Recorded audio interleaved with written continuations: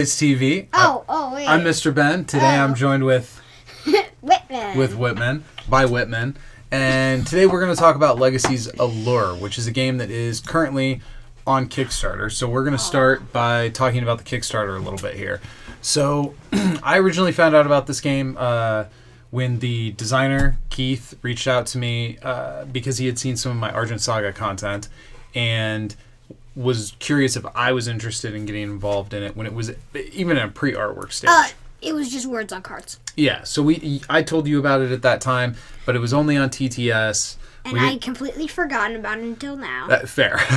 Well, now it's on Kickstarter, and today we're going to talk about kind of the game in general a little bit. This is not going to be exactly how to play, but we will talk about some of the game mechanics because in order to review them... This is more of a review. Yeah, more of a review.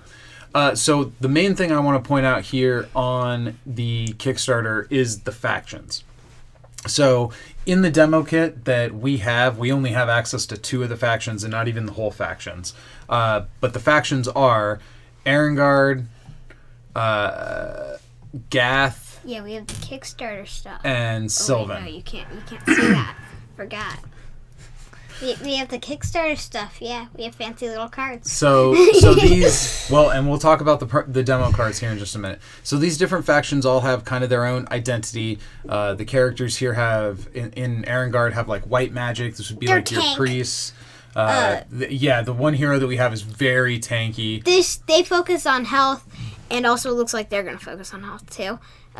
Then we have the Gath, which I feel like are the more on the aggressive side. I mean, their champion doesn't have attack. That champion has a lot of attack. But I mean... we have access to one of the 2 champions. I mean... I don't know what I just Where are did. we going? Okay, wait. Shoot. And now I don't know where we are. Okay, well, hey, we'll talk about all the specific cards a little bit later. Anyway, I'm trying to find the card, but they either focus on damage or... You know what? We don't care. Anyway, this card in specific, which I was looking for, the Razorman Manticore, sure. When you attack it, it does damage back to you. So they focus on damage and black magic here because it's more punishing you and like that kind of thing. And we have not played with any Sylvan cards, so we're not going to specifically. My dad thinks that they're going to be the rangy guys. There's also a neutral faction, for lack of a better word, in this game, but we'll get to items here in a minute. Now, one other thing I wanted to call attention to is, are they going to show us? So there's this mat. So one of the Kickstarter items is a neoprene version of this microfiber mat. Now, at a certain level, here, you hold one corner. It's a banner. This is like... I can't see you. 30 by 35 inches. It's very big. It's a table monster. And when you're playing with this, if there's nothing underneath it and it's a smooth table surface, it's not very stable. It's just going to be like this and then So if you're pushing your cards, and a whole lot of the way this game works is moving between these different hexes. It's like chess. Much like chess, that is the primary means of playing the game. It's if chess and magic had a baby. So I would definitely, if you're interested in this game, get the mat. I think the neoprene mat's probably going to be the way to go. This is passable, but for the way me and Whit play, we now always put the microfiber mat on top of a regular neoprene mat, because otherwise you end up pushing it all around the table. So a few features of this game that I really like that don't have anything to do with the actual gameplay, and I don't, is there's no randomness. You come to the table is actual gameplay with your characters. The only thing that's random about it is the dice roll to determine who's going to go first.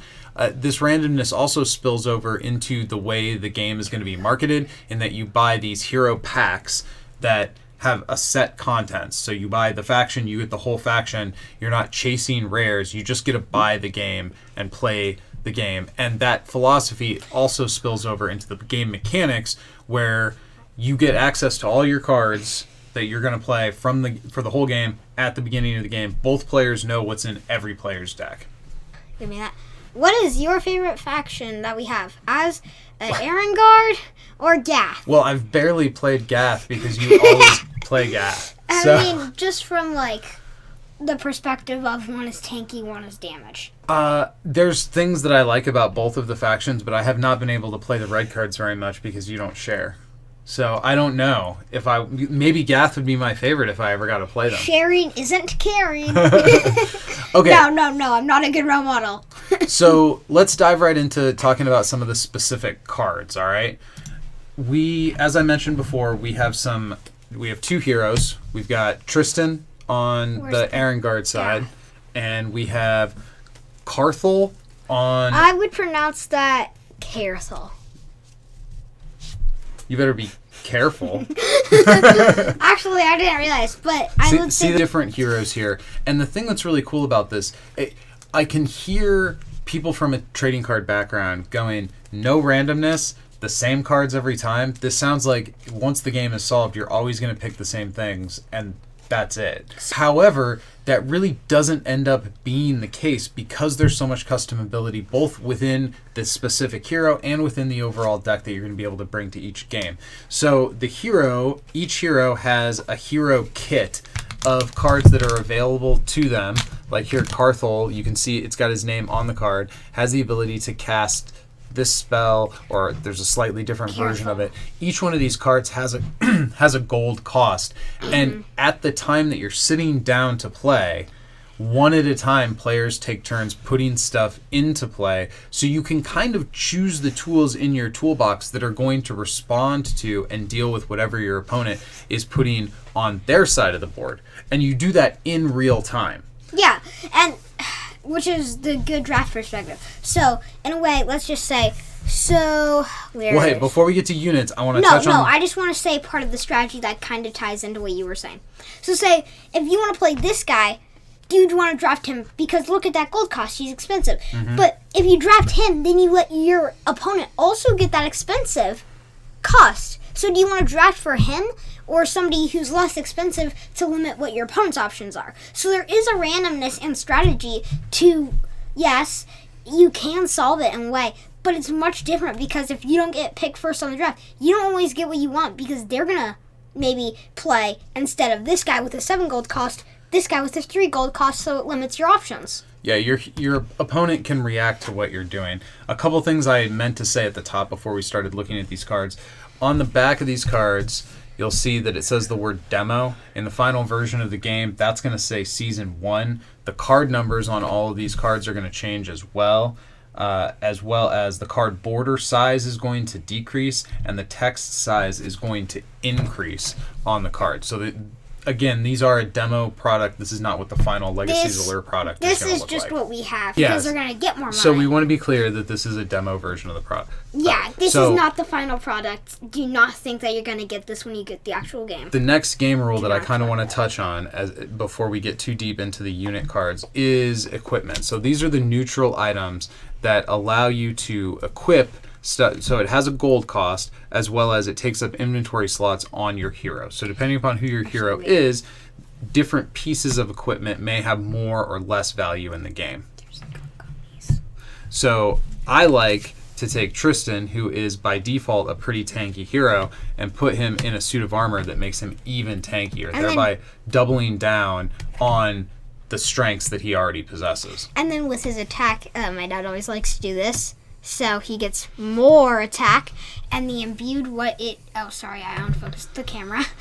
Imbued, what it does is it makes it so that armor does nothing against him. Yeah, so there's two different types of attack damage in the game. There's physical and magical. Now, this does bring us to kind of talking about the overall theme of the game. This is a high fantasy game, and while there are some really cool specific elements like the Orc Samurai that's directly above our heads here, overall, a lot of these characters look very much kind of generic high fantasy. While the art is of very high quality, and there's none of the art that I think looks bad, it doesn't necessarily set itself apart. It's not doing super unique things. Other than that Orc Samurai. That Orc Samurai looks really cool. In my opinion, it just looks like standard Magic cards on art-wise.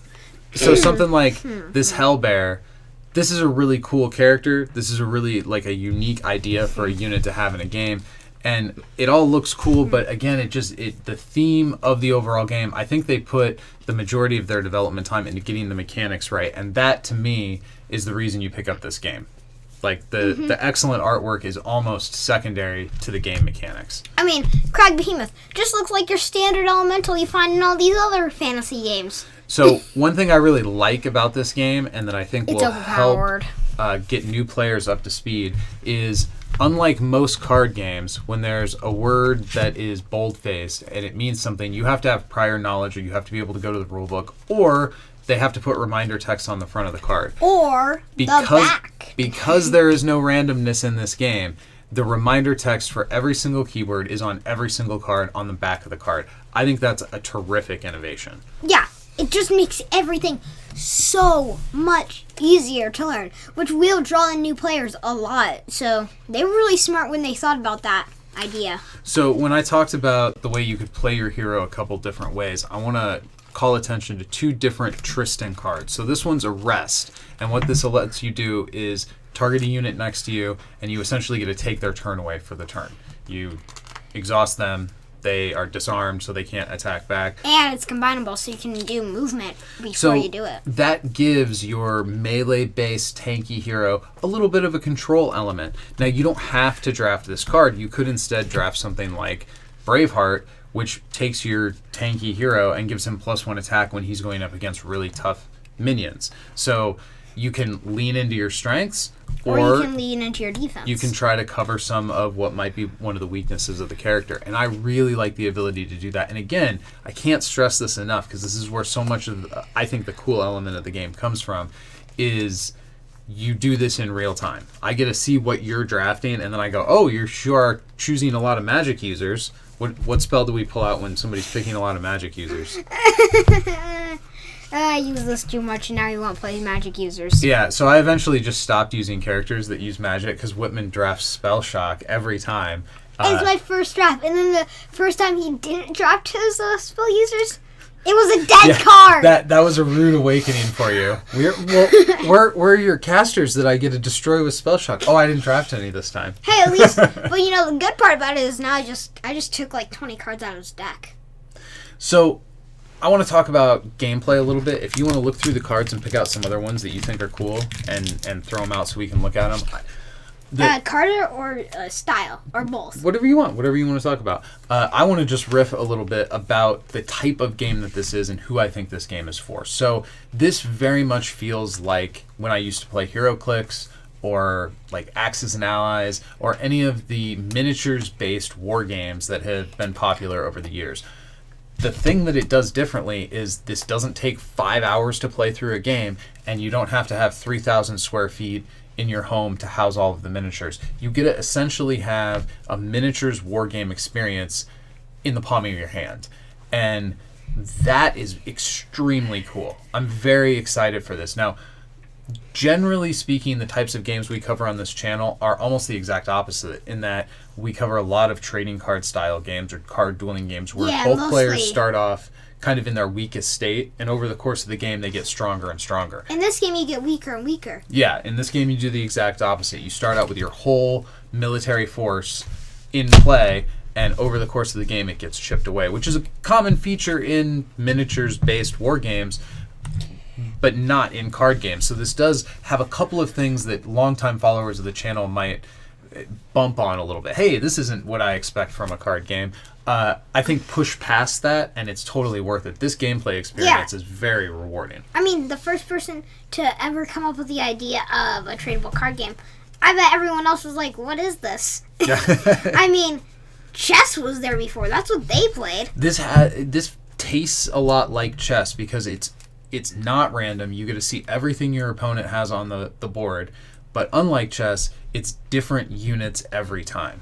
So I have 5 cards here for you. Okay, so let's start with this guy. What do you like about this dude? Well, I've never played with him, but his back... Yeah, I was going to say, I don't think you've ever put him into play before. No, but if you read his backside, that's what makes him good. Okay, so what does this guy do that you like? So, sorry, I can't read small text. Defender, Counterstrike, Evasion, and Break. Okay, so first of all, there's this card art. I don't know if you saw it already, but I need to take this guy out to read him. So Counter-Strike. This unit retaliates every single time, same time as it attacked. Oh, that's cool. So it basically goes in a never-ending battle. So you hit him because he attacked you. Well, no, when he gets attacked, he gets to punch you back. So it's like the physical damage return on the Manticore. Wait, but doesn't every attack have retaliation except for range? Oh, actually, yeah, it attacks range, right? Beats every attack. So this unit retaliates at the same time it is attacked. So he does damage so normally the way it works, an attacker applies their damage first. So even if you kill him, he still hits you back. Mm-hmm. Yeah, because he doesn't wait. So he would do 2-3 damage to your incoming attacker. Even if you kill this guy, you still have to take the damage. Whereas under normal game rules, he would die before he could deal. Anyway, I like that, but mostly I like his evasion. This unit, so reduces all incoming ranged attacks to 0. So you can't even range attack him. You can't get around so you have to deal with him. Yeah, that's a good combination. You can't get around him. But the only problem is a broken unit has his passive abilities are disabled. So this unit can't have his passive abilities disabled. Oh, wait, yeah. So that makes him very strong. Basically, you have to get in and melee this guy, and you have to give him the opportunity to smack you back, which is annoying. Defender, the only thing is he can't attack himself. So the thing you can do with him is just get him on the middle, if that's what you're trying to do, which is also an alternative win condition that almost never gets used. I've only ever had it encounter once in my 5 games. But and you just have to deal with him. So what you brought up there is this game is played over 7 rounds, and at the end of the 7th round, if there's still players standing, the winner is determined by who's in the middle. Whether the attacker took the middle or not. Well, if the person who went first is in the middle, the person who goes first is the attacker. Okay. However, we have not had any games go to the point where it got decided that way, I don't think. One game. Most Tristan was tanky most games have ended because of combat. Which is also the most fun Alright, so what do you like about the Razor main Manticore, other than it being some of the best art in the whole game? Everything. Except for, I guess, how you restricted me on the best art in the whole game. Yeah, I really like the look of this card. This guy punishes people for trying to attack him, so he's a great one to, fly into the middle and force people to come and get it. Can I take another card out for demonstration on what he does? So say we have the Scourge Archer. Okay. This normal archer, you'd think that most of the time you can't retaliate, right? Because you're hitting them at range. This guy's physical knockback, he hits you even if you retaliate. Yeah, so physical damage return allows him to, up to 4 points of damage that someone else has dealt to him, he deals back to the attacker, which really punishes you, especially with low health ranged units trying to chip off, which is normally what you would use to try to deal with a big defender. The whole sad thing, though, is can't take back that entire 5. You have to put him down onto the thing, or the camera can't see it. You can't take back. He can't hit you back with 5 if you hit him for 5. Yes, that's true. Then again, I think he'd die by then. All right, so this guy is the first card we're going to talk about that has a magic ability, which you can tell here.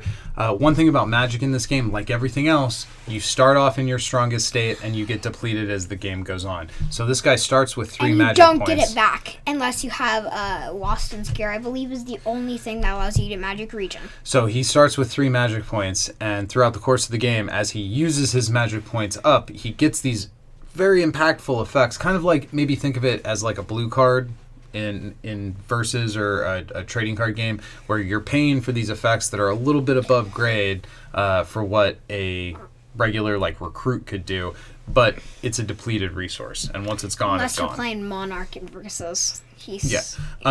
And unless you were able to get a card that allows you to regenerate your mana. That is a thing in the game as well. In a way, Waston's Gear is just the Monarch of this game. Fire Fist Minotaur is... we didn't even talk about what he does. Okay, well, talk about what he does. Dad. Okay, so he's pathing. So he can walk through enemy units or allied units, doesn't matter. Normally, units can't move through each other. unless they say allied pathing, you can only move through your own team, and if they say pathing, it's through everyone. Anyway, so on. His whole thing, his magic, another thing that you forgot to touch on is they have range. Yes, spells have a range in the same way that characters have a range. I will say one confusing thing about the cards is this number is not your damage that you do at range. This is your range. And this is your damage, whether it's a melee or a range I feel attack. like they should change the damage on the range characters to a I think arrow. this symbol should be the same as that crosshair symbol, and that would totally absolve the confusion for me. But that was something I bumped on and got wrong a couple times when I was learning the And game. you said that you were doing 1 damage when you should have been doing 3. Yeah, I don't remember the specifics, but yeah, that was something I got wrong. Actually, I don't think it was with me, but I know that you said you got it wrong. Okay, well, let's focus on this guy. Right as I scold you, now you're scolding me.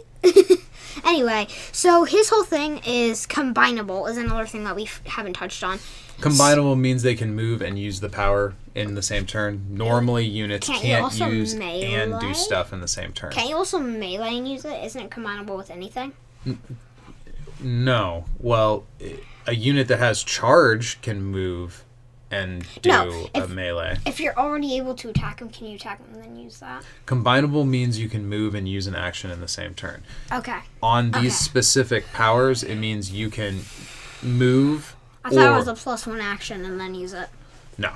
So I've been what this playing would do is it would let him move, and then it would allow him to use this power or use this power and then move. That's what combinable means. Okay. Well, those are kind of all the basic things about him. And now, what I like about him is just that he's a spellcaster in general, and he can't be punished because he's on red team. Yeah, because you might face a red team mirror match. Oh, So Fire gosh. Fist Minotaur, I love this guy too.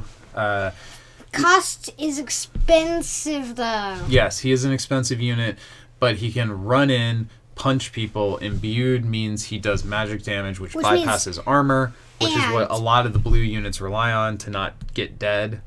Burn is another thing. Yes, and then Burn also does additional magic damage. You set guys on fire. I like how you said not get dead instead of not get killed. So this is a great unit as well. Also, you didn't and respond. this is one where the flavor, I think, really hits home in an exquisite way, where you've got this cool looking Minotaur with his flaming fists. Like it really, everything about this card comes together well. Anyway, you didn't say what Burn did. So he will put... I did say what Burn does. No, it does you just- magical damage because somebody's on fire. That doesn't exactly explain. Okay, so say this is a burn token. He's burned. Start of the round, this burn token will go away, and he will take 1 magical damage. Yes. Which you did not say it has at the start of the round. And also, they stack. I'm not trying to teach people how to play. I'm just trying to give them a taste. They stack, too. So this guy does burn too. So he would actually, when he deals damage to a unit, they would get 2 tokens. And at the start of the next round, they would take 2 damage and then remove 1 as they try to put the flames out. Here, I'm trying to put out your burn. I have a lighter, too. Actually, All right. down. So the last guy here is the Crag Behemoth. I saw a video of somebody playing this game where they referred to this guy as Crag. And that made me laugh, so I think I'm going to start doing that. Hi, Craig.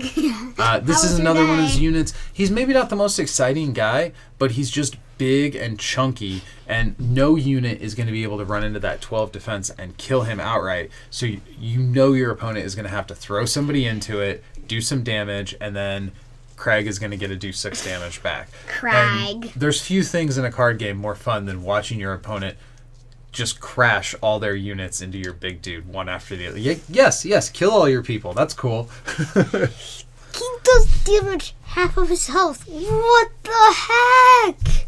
It's so overpowered, this guy. So I will say we pulled out some of the more unique, kind of cool looking, cool powered units, but there's also just goblins and kind of basic units that just move up, archers that shoot arrows. So Normal archer. yeah, so there are some I guess more basic units compared to the more expensive gold units definitely do more exciting things and have a little bit more character. 1 second, I'm trying to find a normal goblin.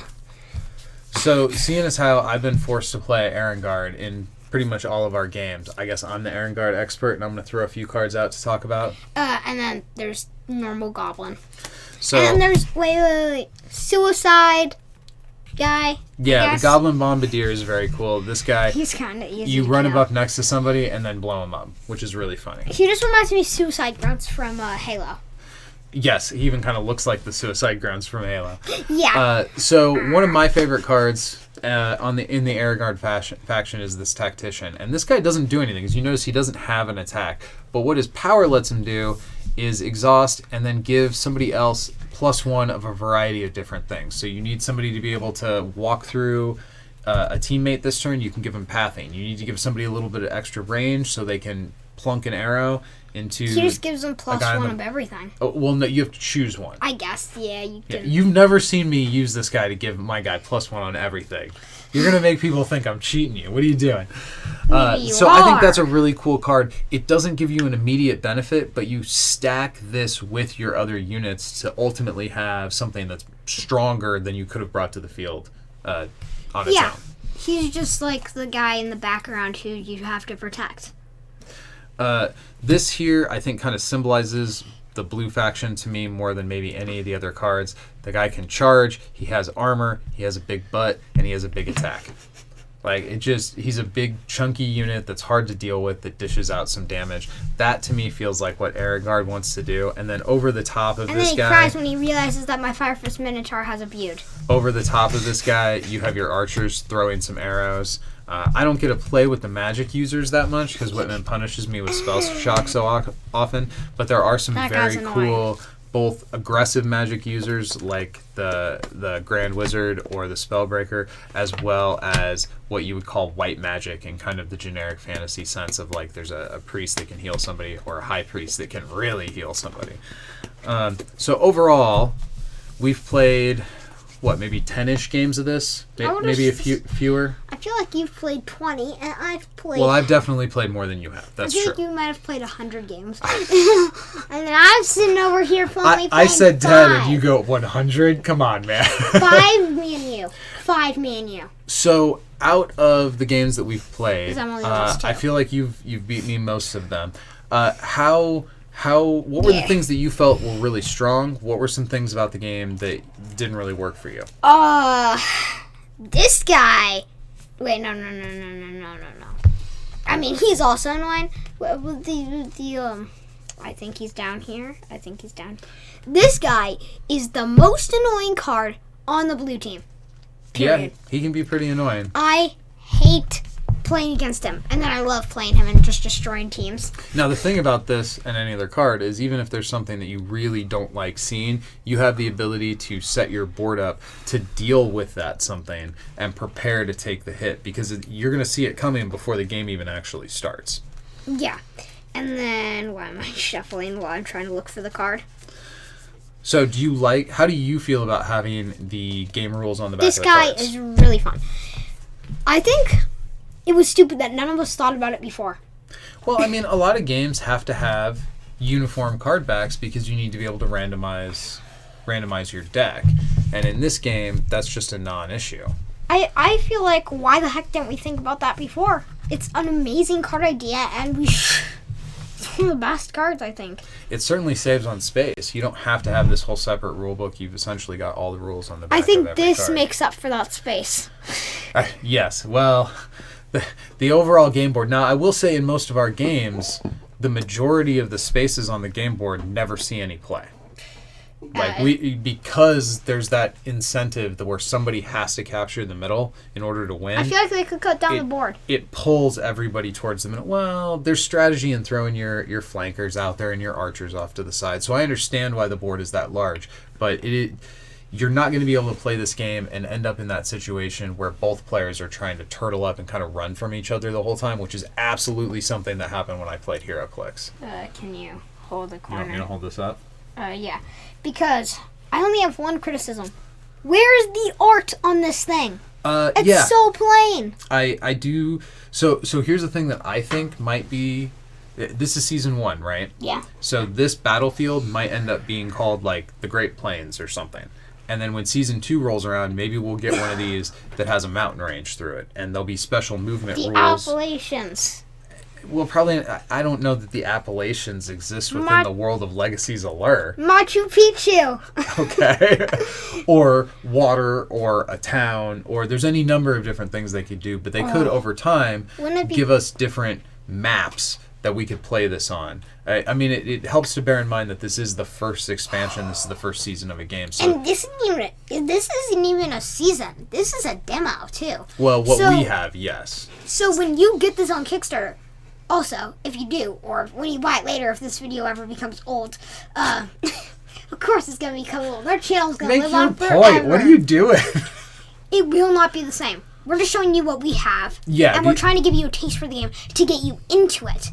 Yeah. We don't actually have everything. And don't expect to have everything the exact same. So, to run down what we've got here, we have one champion from each faction and a handful of demo cards in those two factions. We don't have any green cards, and we don't have the other two champions for these factions. So when this game releases, there will be a total of 6 champions. We have access to 2 of them at this time. Which is really annoying, because that samurai is like... Okay, the samurai does... In fact, you can see all 6 champions above us. I want this guy! Yeah, the samurai orc looks pretty cool. Okay, so do you have any final thoughts about this game? Play it. That's my grand idea. I think this is... You should play it. It's an amazing game, and I find it's probably one of the most fun games I've played, because it's easy to find the rules. I don't just have to ask, oh, well, what does this do? What does this do? I can just look at the back of the card. I still do that quite a lot, just because of instinct. There's no randomness. There's no randomness. The only bad thing about this is the board. It's just a little big. But even the board, you just need to clear off a little bit of space on... Actually, more than a little bit of space on the table. 30 by 35 inches, so it is a bit of a table hog. Yeah. For sure. It's pretty big.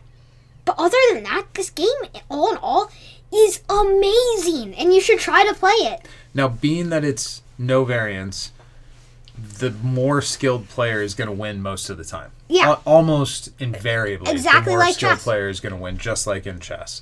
And that is something that can turn some people off. Like, having a little bit of randomness shot in the game is a way that evens the playing field when there's a skill mismatch. But I mean, how do we fix that?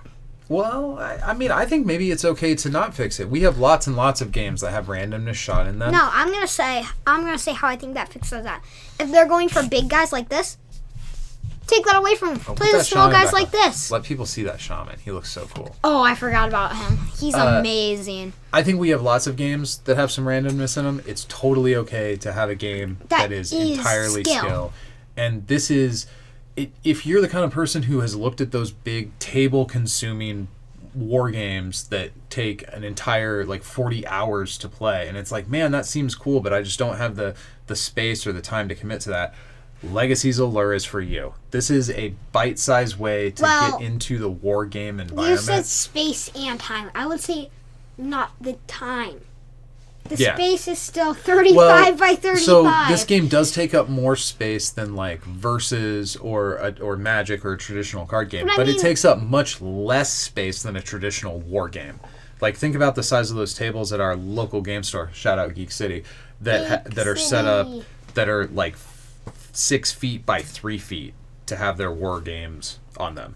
And this is much smaller than that. You could play 3 games on those.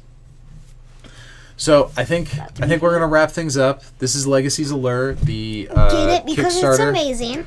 At this point, it is March. What is today? March 4th. And I'm smart. I know things. Yes to both of those things. So this is March 4th, and there's 12 days to go. This game is funded, so you're gonna get the product in your hand. Well, I mean, Kickstarter is always a little bit of a gamble, but you have every reason to believe that you're gonna get the product in your hand. 2 thumbs up on this one, as far as I'm concerned. Yeah, it's, in my opinion, one of the best games I've played in a while. I mean, I haven't played Versus in a while, so... Oh, settle down. So, you might want to stick to Versus and say that is the best game I've played. But this is amazing. Any final thoughts? Bye. Go win some games.